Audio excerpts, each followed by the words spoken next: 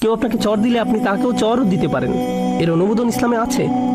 প্রতিশোধ ইসলামে অনুমোদিত, কিন্তু ন্যায় বিচারের স্বার্থে ব্যক্তি পর্যায়ে না হয়ে বিচার ব্যবস্থার মধ্য দিয়ে যেতে হবে, এটা ইসলাম অনুমোদিত। কিন্তু আল্লাহ বলেন, আপনি যদি এখনো সুন্দরভাবে ক্ষমা করতে ফামান আফা আও আসলাহা এবং সম্পর্ক সুন্দরভাবে পুনঃস্থাপন করতে পারেন, শুধু রাগ দমন নয়, ক্ষমা করতে পারেন, তবে কি পুরস্কার পাবেন? আমি কেন প্রতিশোধ নিব যখন আমার ক্ষমা করা উচিত? কেন আমি একটির পরিবর্তে অন্যটি নেব? তিনি বলেন, ফাআজরুহু আলাল্লাহ। স্মরণ করে দেখুন, আগে তিনি বলছেন তার কাছে যা আছে তা উত্তম ও চিরস্থায়ী। এবার তিনি বলছেন, আপনি যদি কাউকে ক্ষমা করতে চান, আপনার রাগ দমন করেন, এর পুরস্কার এত ব্যাপক যে এটা বর্ণনা করা সম্ভব না। শুধু এটাই বলা যায় যে তা আল্লাহর কাছে আছে।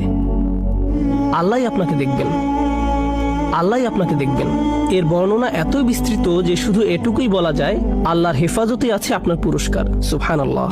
আল্লাহ আমাদের সবাইকে রাগ নিয়ন্ত্রণ সহজ করে দিন।